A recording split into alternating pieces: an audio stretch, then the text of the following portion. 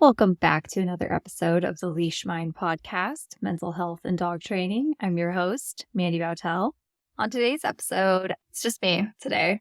I want to talk about comparison and success.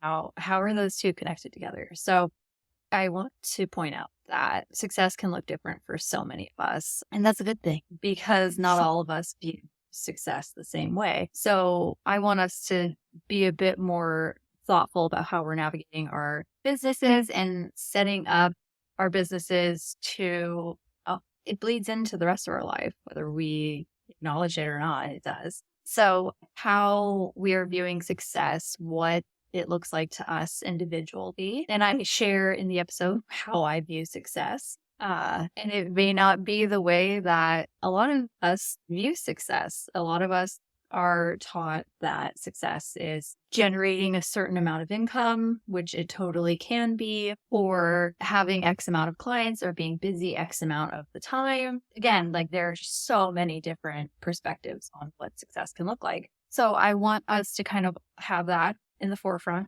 while we're listening to this episode. And then, how is comparison tied into success? So I'm sure a lot of you, the wheels are already spinning, but a lot of the times when we are trying to establish our perspective with success and how we want to set up our business, the easiest way to start thinking about that is comparing.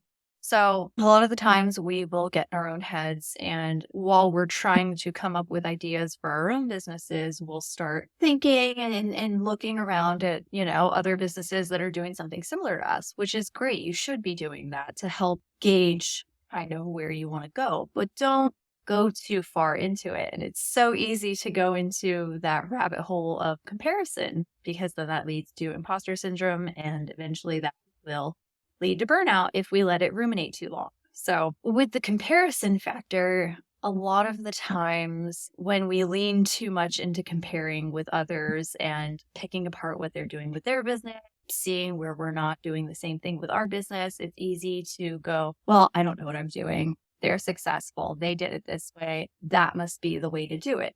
If that was the case, then, so many entrepreneurs out there and business owners out there wouldn't be successful. There's no right or wrong way to do it. It's just figuring out how it's going to work for you. So with the comparison part of this, I want us to really think about how often we look at someone else's business, look at someone else's account, and immediately start seeing, well, I don't do it that way. I wouldn't have done it that way. That's great. That is something to always keep in mind, but let it stop there. Don't let it take over and get into your own head, and then the negative part of the comparison starts coming in, and then you'll start feeling, well, I didn't do it that way, therefore, or, they handled this that way and they have these certifications. I shouldn't be charging this much because I don't have that certification. If you're just listening and watching, I am waving my hand away and rolling my eyes because that's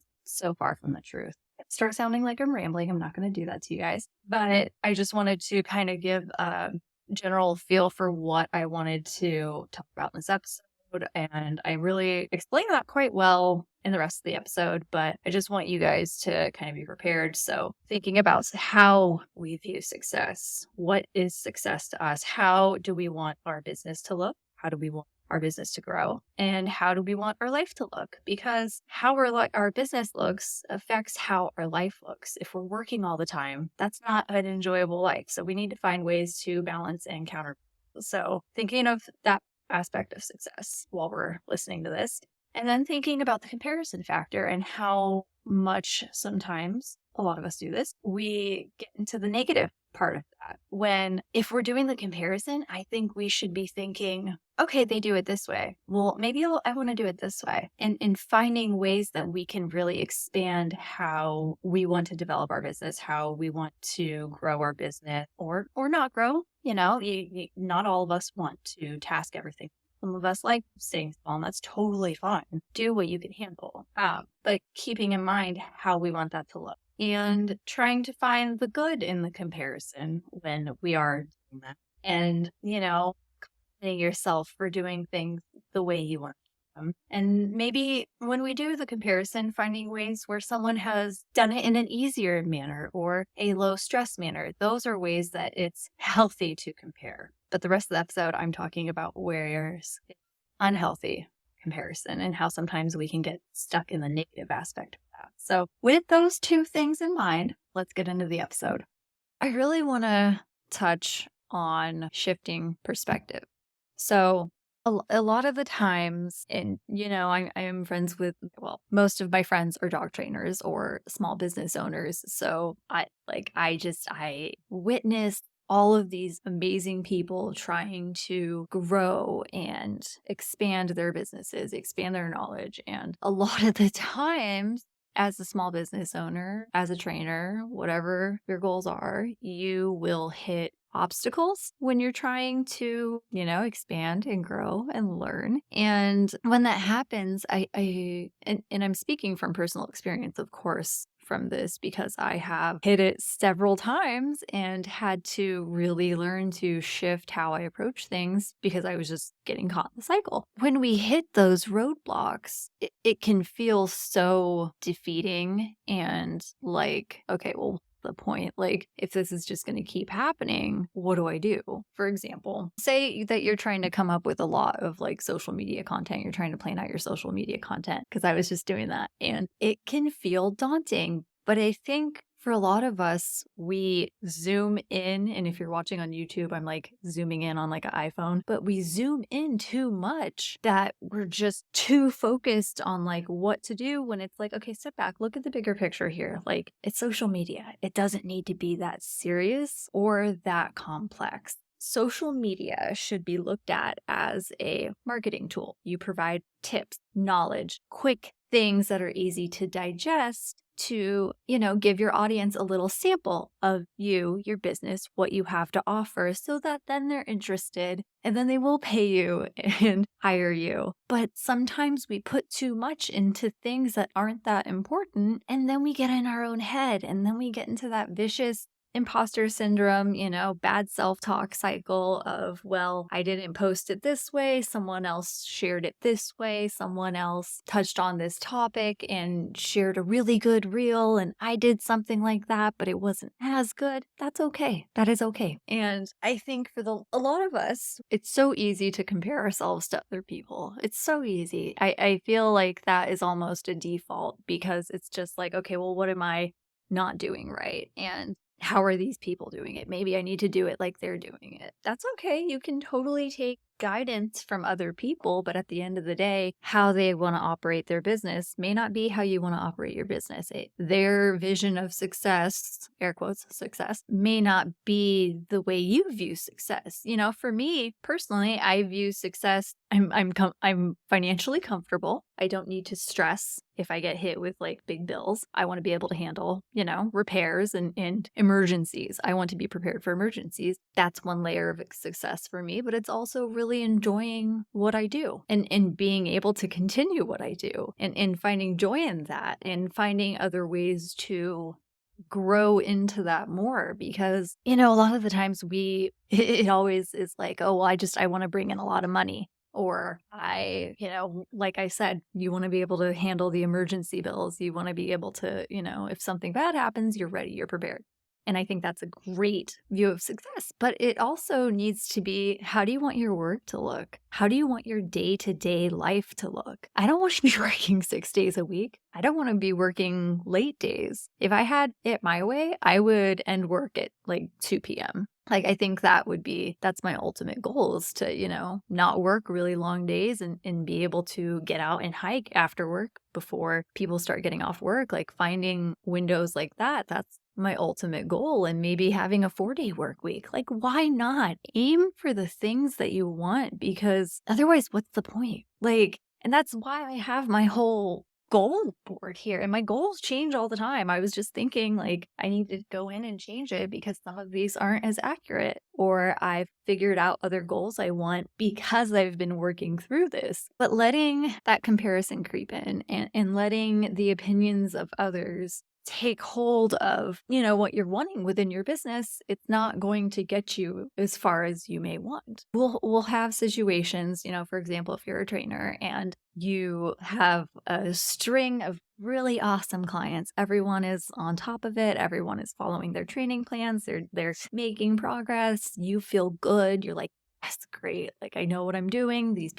I'm helping these people. We're getting somewhere. And then you'll get hit with, say a nasty email or a random one-off bad Google review from someone you did one consult with and then never saw again. Like little things. Or someone left a nasty comment on Instagram. Like that happens. But those things are so minuscule compared to all your accomplishments, everything else going on. When the bad thing happens, it's so easy to just go, oh my God, like that really sucks.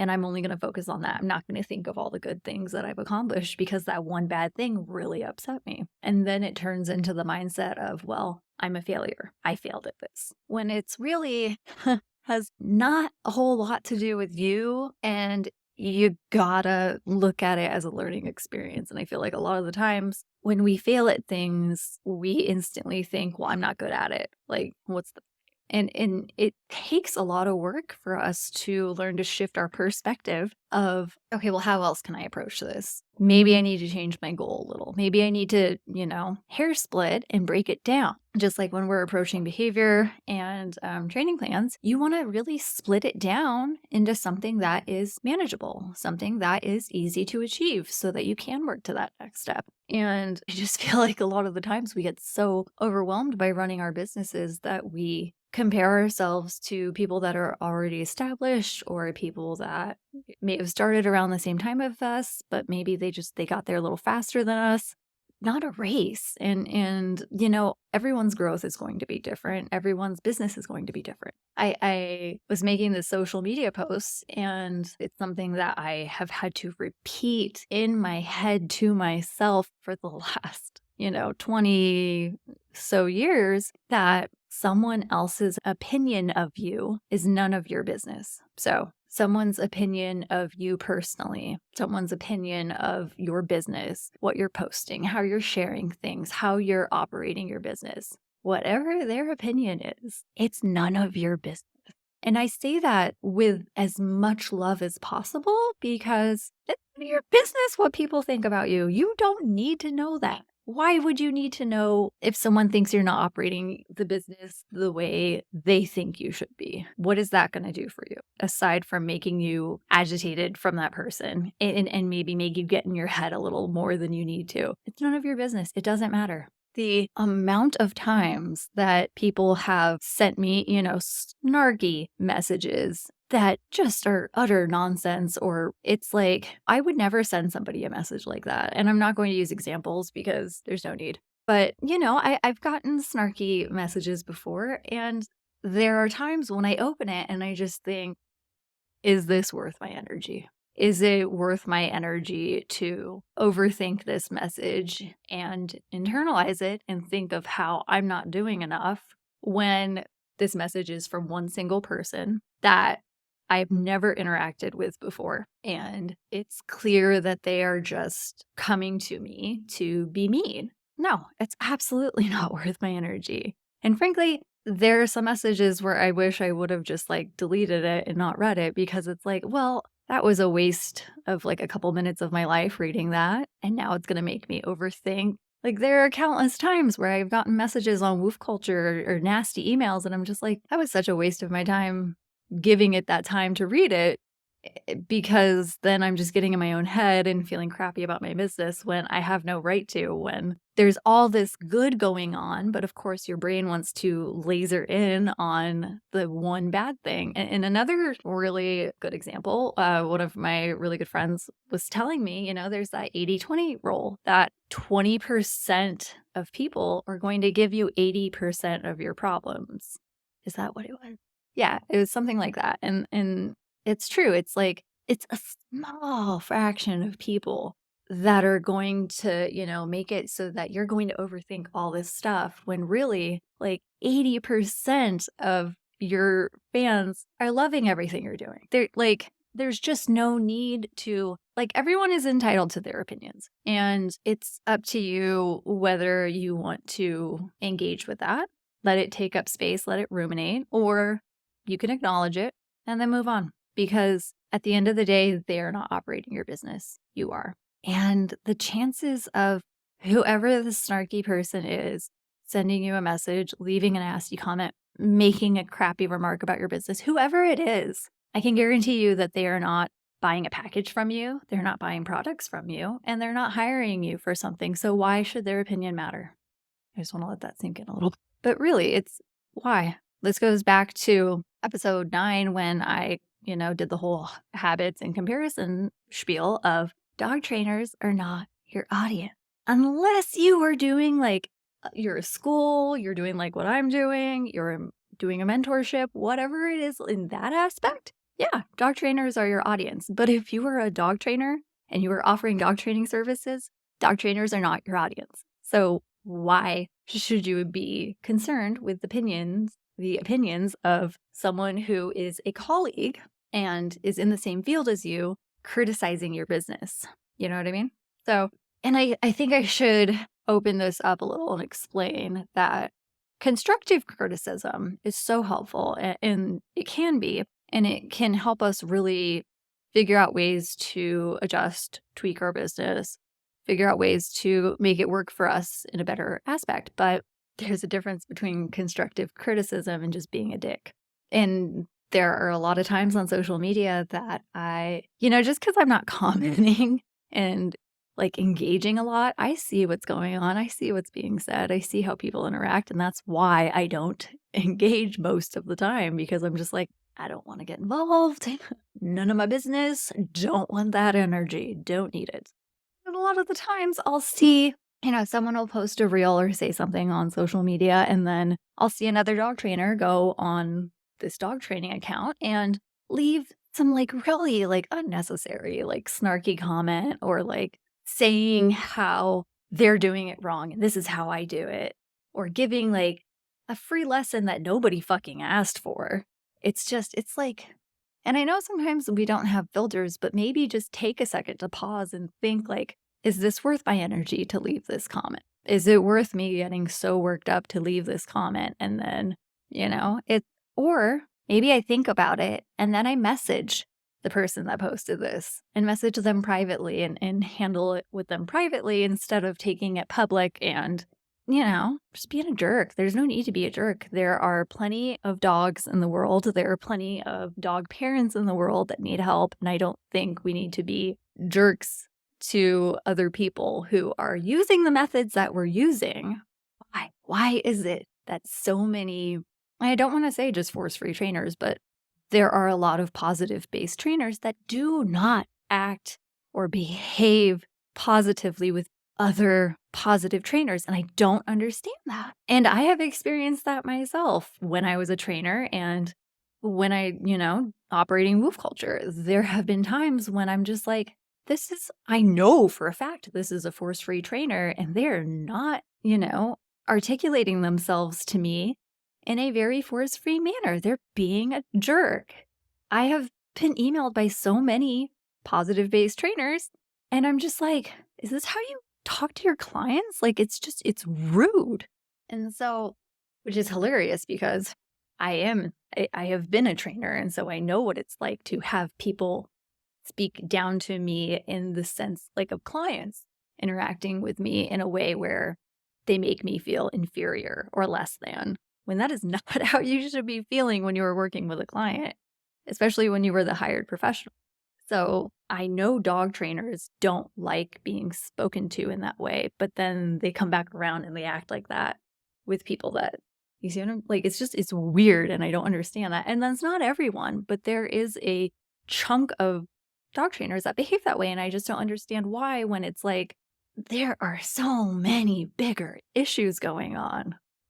Let's talk about the fact that I don't know why we need to be mean to each other. I've never understood that. I think that's something that really needs to be worked on. But that was a whole tangent that got a little out of hand there. But I guess it does loop over into shifting perspective, because it's just thinking before really launching into how you want to interact with someone. And again, if someone leaves something crappy on your account and it just seems like they are not asking a genuine question or they are just word vomiting on your page, you don't need to take it in. You don't need to interact with it. Not every comment needs to be interacted with.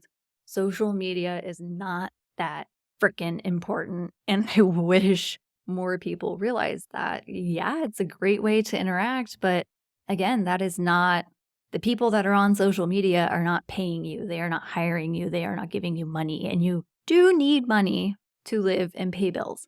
So just don't let social media take up so much of your time because it's important for marketing, but it's not that important if it's going to jeopardize your mental health and make you feel crappier when you have there's no need. You don't need to feel that way, especially when you are trying to be an entrepreneur and a dog trainer and run your business and love what you do.